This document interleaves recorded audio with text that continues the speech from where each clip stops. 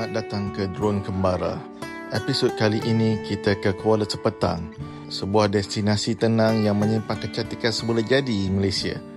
Dari udara kelihatan hamparan paya bakau yang luas, menjadi nadi kehidupan komuniti nelayan di sini. Hutan bakau yang megah ini bukan sahaja indah, malah sesuai untuk percutian santai tanpa perlu perancangan yang rumit. Di Kuala Sepetang, anda boleh menyusuri sungai dengan bot, melawat kolam ikan dan menikmati hidangan laut segar yang menjadi kebanggaan penduduk tempatan. Nikmati pantai dengan pemandangan matahari terbenam yang menakjubkan, dan jangan lepaskan peluang melihat burung helang berlega di udara. Bagi pencinta alam dan budaya nelayan, Kuala Sepetang sememangnya destinasi wajib singgah.